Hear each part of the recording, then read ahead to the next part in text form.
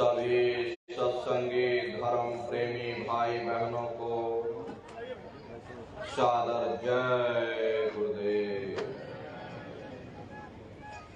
प्रेमी भाई बहनों, हम आप परम सौभाग्यशाली हैं कि ऐसे कलिकाल में हम लोगों को ये मानव तन, ये मनुष्य शरीर प्राप्त हुआ। उससे भी परम सौभाग्य की बात है कि मनुष्य रूपी मंदिर में बैठ करके हम लोगों को सत्संग सुनने का ये अवसर मिल रहा। सत्संग जल जो कोई पावे, मैल आई सब कट कट जावे। ये सत्संग है, ये कोई कथा कीर्तन नहीं,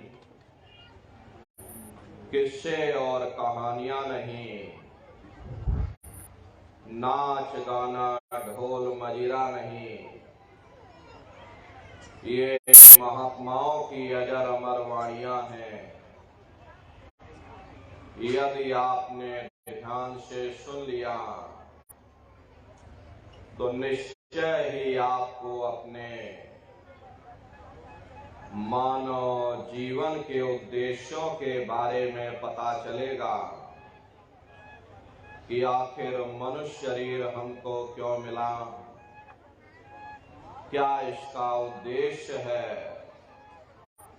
मरने के बाद हम कहाँ जाएंगे, हमारे बाल बच्चे कहाँ जाएंगे,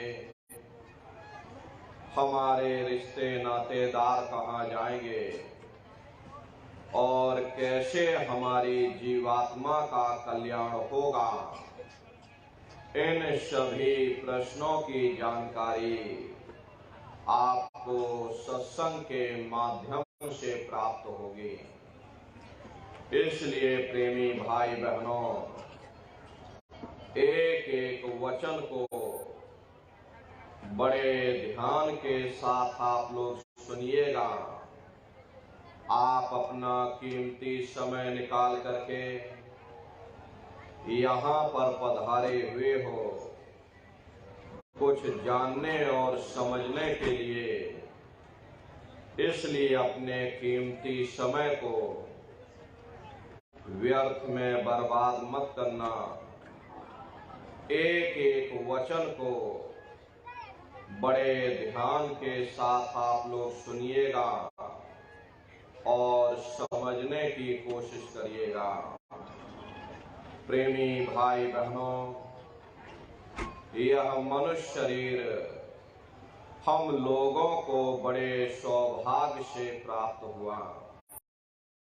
ये जीवन बहुत अनमोल है।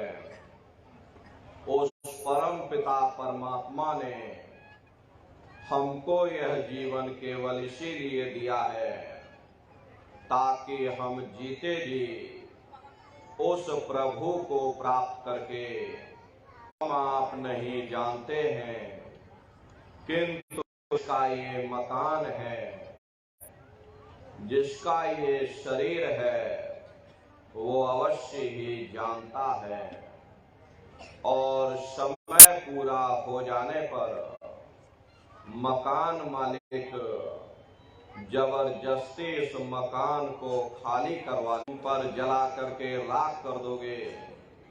अरे आपकी कौम, आपका मजहब, हमारी आपकी जात बिरादरी, हमारा आपका नाम उसी शमशान भूमि पर जल करके राख हो जाएगा। महात्मा प्रेम से जीवों को समझाते हैं कि भाई मिले नरदेह यह तुमको, काज कुछ अपना, पचो मति आए इस जग में, जानियो रैन का सुपना। हरे प्रेमी भाई बहनों, जैसे रात में हम सुबह उठते हैं, जब हमारी आंखें खुलती हैं तब हमें होश आता कि नहीं भाई, हम तो स्वप्न देख रहे थे, ये सब भ्रम है। ठीक उसी प्रकार से ये दुनिया भी 10, 20, 100 साल का स्वप्न है। अब आप कहोगे हम जाग रहे, परंतु प्रेमी भाई बहन, ऐसा हरगिज नहीं है। जिस दिन मौत का वक्त आएगा, फिर आप रोगे, हाय हाय करके चिल्लाओगे कि हाय, हमने सारी जिंदगी यूं ही स्वप्न में गुजारी, जब चिड़िया चुग गई खेत। महात्मा प्रेम से जीवों को समझाते हैं कि भाई, देह और ग्रह सब झूठा, भरम में काहे को खपना। ये घर बार हमारा अपना किसी को 80, 90, 100 साल के लिए मिल गया। जितने जितने श्वास उस मालिक ने बख्शे हैं, उसे भुगतने के बाद में हमें इस शरीर को यहीं छोड़ जाना। नाली काटकर खोल दीजिए, तालाब में छोटा सा छेद कर दीजिए, तो तालाब से बाहर निकल जाएगा।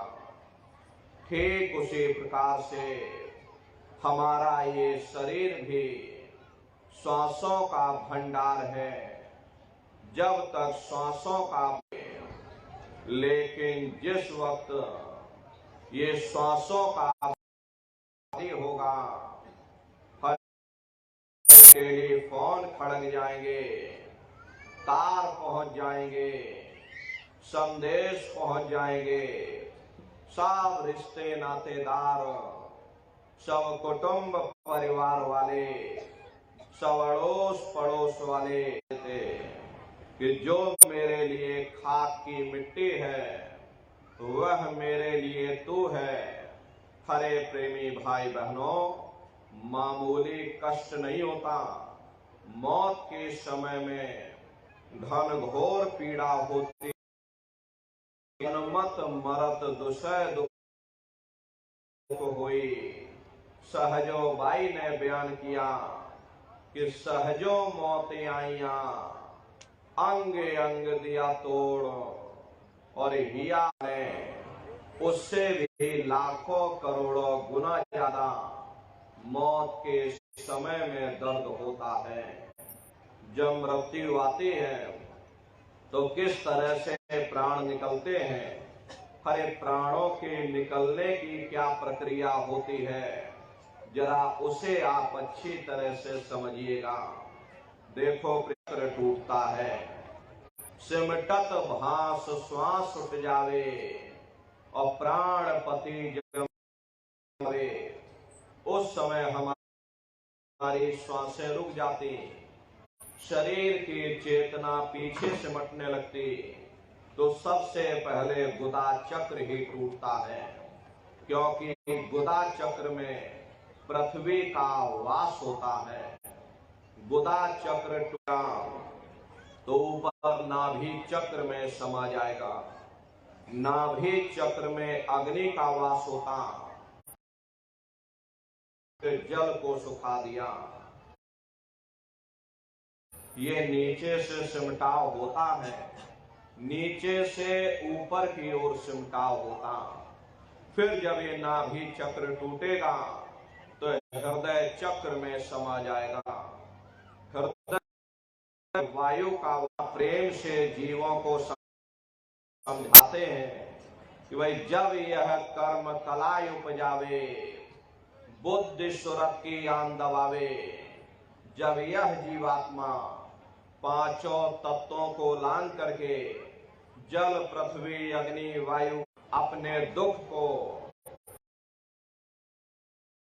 उस समय अपने मुख से बयान नहीं कर पाओगे। सिर्फ आपके नेत्रों से अश्रु टपकेंगे। हरे यमदूत आते हैं, प्राणों की डोरी को तोड़ देते और जीवात्मा को खींच करके इस शरीर से सगे संबंधी क्यों ना हो, खास नात रिश्तेदार क्यों ना हो, लेकिन एक रात को ये तैयार नहीं होते। कहते भाई जल्दी करो जल्दी करो, अब इनकी शक्ल देखने में हमको डर लग रहा, जल्दी से बाजार से कफन खरीद के लाओ, जल्दी से लकड़ियां खरीद के लाओ, अरे जल्दी से चिताओं से रिश्तेदारियां कायम कर लेंगे। आज जेब खाली हो जाए तो बेटा बाप को बाप कहने के लिए तैयार नहीं होता। अरे आप रोज कचहरियों में मुकदमों का हाल देखते हो, ये स्वार्थ के संगी साथी कोई तुमको याद करने वाला नहीं। 13 दिन बाद 13वीं मना दोगे, लड्डू पूड़ी पकवान बना दोगे, फिर जाने वाले को कोई याद नहीं करता। अभी बूढ़े बुजुर्गों से पूछा जाए कि क्या तुमको तुम्हारे माँ बाप की याद आती है, तो कहेंगे भाई नहीं आती। अरे क्यों नहीं आती, तुम्हारे माँ बाप थे, सजा सुना देंगे, ले जाओ इनको फलाने नरक में डाल दो, क्योंकि मैंने इनको मौका दिया था जब ये माँ के गर्भ उल्टे लटके हुए थे, सिर इनका नीचे था, पैर इनके ऊपर थे।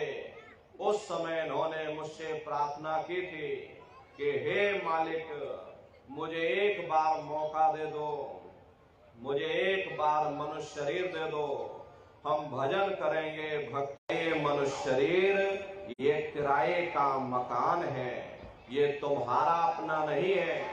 अगर ये तुम्हारा अपना होता तो हमेशा तुम्हारे पास रहता, ये तुम्हारा अपना नहीं, ये मैंने तुमको कुछ समय के लिए किराए का मकान दिया है।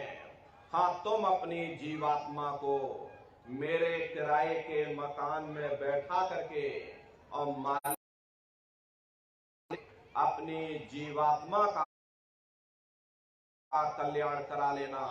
मैंने कुछ समय के लिए तुम सबको ये किराए का मकान दिया है, जब समय पूरा होगा मैं अपने सिपाहियों को भेजूंगा, उस समय पर तुम में और साधना करके जब ऊपर गए और ऊपर जा करके जब उन्होंने नरकों का हाल देखा तो हमारी आपकी जानकारी के लिए उन्होंने धर्म ग्रंथों में लिख दिया कि लोह के खम्भ तपत के माही, और जहां जीव को ले चिपटाई वहां लोहे के खंभे अग्नि से धड़क धड़क कर लाल हो रहे। ऐसे छोटे जीवों को उन खंभों में चिपटाया जाता, जीव हाय हाय करके तड़पता है, तड़फ तड़फ जीव जुलम बुखारी, और तपत खम्भ दुख उपजे भारी। असहनीय वेदना होती है, असहनीय दुख दर्द होता, जीव वहां रोता चिल्लाता रहता, लाखों लाख योजन मील तक जीवों के रोने की आवाज जाती। लेकिन प्रेमी भाई बहनों, वहां तुम्हारी कोई पुकार सुनने वाला नहीं, कोई तुम्हारी दर्द भरी आवाज को सुनने वाला नहीं। हरे नन्ना, इसी जीवात्मा को सीधे मनुष्य शरीर नहीं दिया जाता, बल्कि इसे 4 खान 84 लाख योनियों में डाला जाता। जैसे बच्चा होता है, बच्चा पहले कक्षा 1 पास करेगा, फिर कक्षा 2 में जाएगा, चैनल बना हुआ नरकों की लाख योनियों में डाला जाता। ये 4 खान 84 लाख योनियां ये कोई मामूली योनियां नहीं होती। 4 खान का मतलब होता है अंडा, जिसके अंदर 5 तत्व जल पृथ्वी अग्नि वायु आकाश पांचों तत्व मौजूद होते। प्रेमी भाई बहनों, ये 4 खाने हैं, इनकी अलग अलग कुल 84 लाख योनि। सर्दी लग गई, कंबल रजाई ओढ़ लिया, भूख लग गई, रोटी खा ली, बीमार हो गए, अस्पतालों में चले गए, अपना अपना इलाज करवा लिया। लेकिन देखो इन जानवरों को, क्या गर्मी, क्या सर्दी, क्या बरसात, एक एक निवाले के लिए दर बदर ठोकरें खा रहे। किसी का हाथ कट गया, किसी का पैर कट गया, किसी को जीते जी काट डाला, मुर्गी की गर्दन ही मरोड़ डाली। उनको दर्द नहीं होता, अरे उनको भी दर्द होता है। मादा बिच्छू होती है, मादा बिच्छू की मौत कैसे होती? मादा बिच्छू जब अपने बच्चे को जन्म देती है तो उसी के बच्चे अपनी भूख को मिटाने के लिए अपनी कई जन्म पंखी सरकोयो, कई जन्म है वर वृक्ष जोयो, मिल जगदीश मिलन की वरिया, चिरंकार यह देश सजरिया। करोड़ों करोड़ नरकों की यातनाएं भोगने के बाद में फिर हम लोगों को कभी कीड़े पतंगों की योनि में, कभी पेड़ पौधों की योनि में, तो कभी पशु और पंछियों की योनि में डाला जाता। प्रेमी भाई, यानी कि अंतिम पायदान होता है।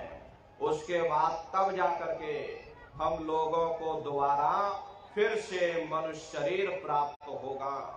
इसीलिए कहा गया बड़े भाग्यमान मनुष्य रूपी मंदिर में बैठ करके हम उस मालिक को प्राप्त कर सकते। इसीलिए संतों महात्माओं ने इस पंच भौतिक शरीर को सच्चा हरि मंदिर कहकर याद किया कि हरि मंदिर यह शरीर है, ज्ञान रतन प्रकट होए, ये असली हरि मंदिर है। जब भी वो मालिक मिलेगा इसी हरि मंदिर के अंदर मिलेगा। इसी पंच भौतिक शरीर को ईसा मसीह साहब ने, जिस तरह से तिल में तेल होता है, पत्थर में अग्नि होती है, ठीक उसी तरह से वो मालिक हर एक के घट घट में, हर एक के वजूद के अंदर बैठा हुआ। यही आपकी धर्म पुस्तकों में भी लिखा कि अरे मोको का धोड़े रे बंदे, मैं तो तेरे पास में, और ना तीर्थ में ना मूर्त में, मैं तो तुम्हें तुम्हारे अंदर मिलूंगा।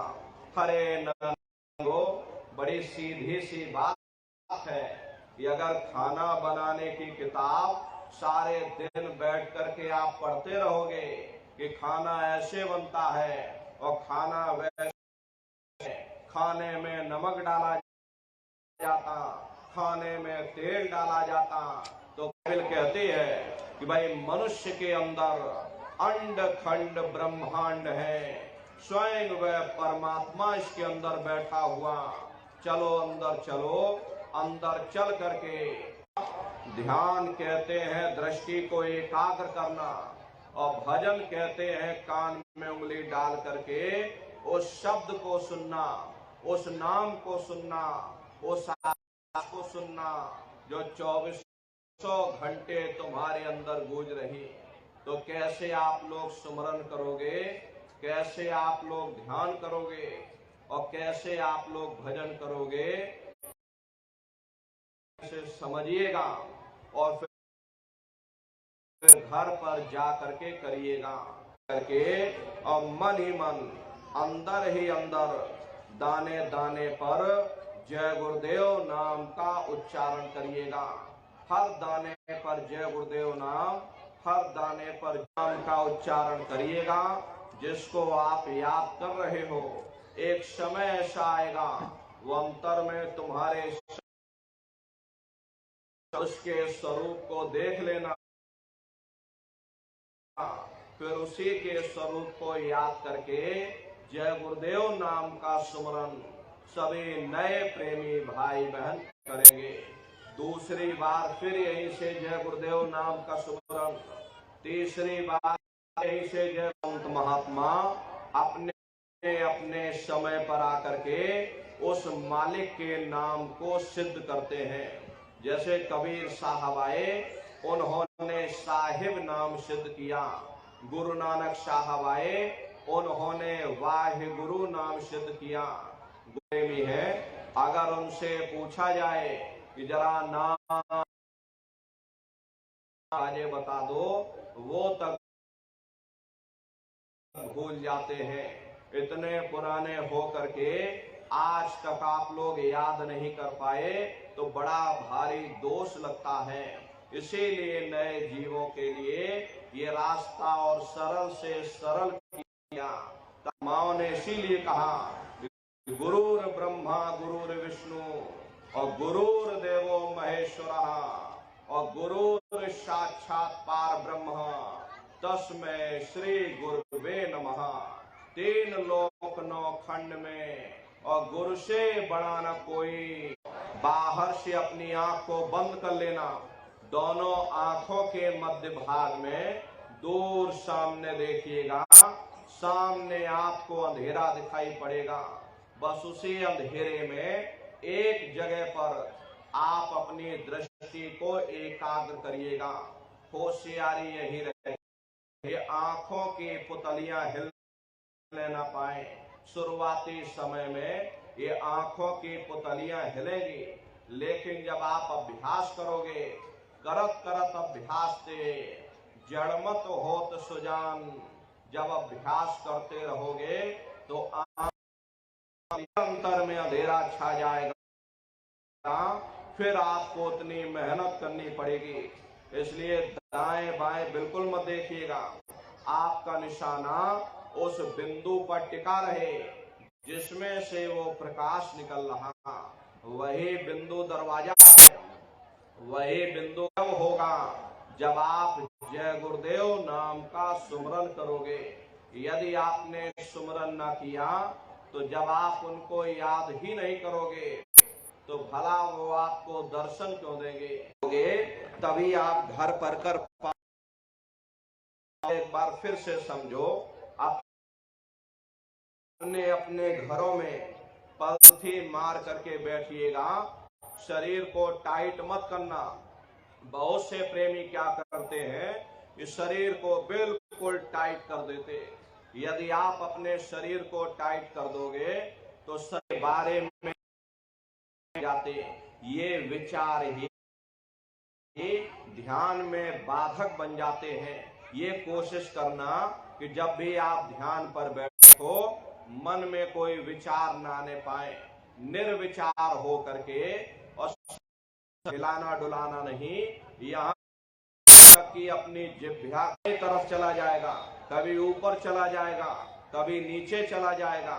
तो साधक क्या करता है कि है बिंदु कहाँ गायब हो गया, तो अपनी आंखों की पुतलियों को अंदर ही अंदर दाएं बाएं घुमाए और आप दरवाजे के अंदर दाखिल हो जाओगे।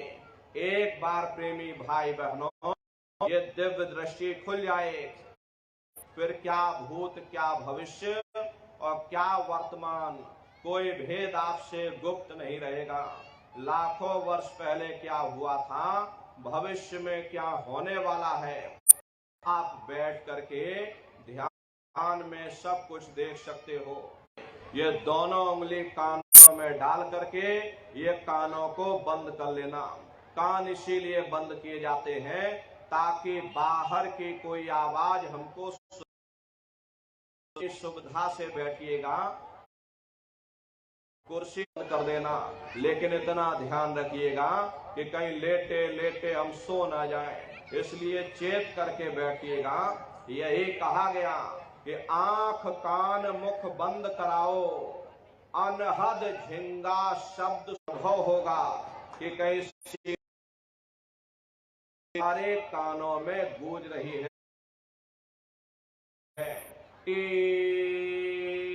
इस तरह से सीटी जैसी आवाज शुरू में आप सभी को सुनाई पड़ेगी। करना कुछ नहीं, लेटे हो चाहे बैठे हो, बस आप उस सुंदर के अंदर वो घंटे शंख की आवाज 24 घंटे गूंज रही। उसी घंटे शंख की आवाज को महात्माओं ने शब्द कहा। आपकी धर्म पुस्तकों में लिखा है कि पोथी पढ़ पढ़ जग मुआ। उन अलग अलग महात्माओं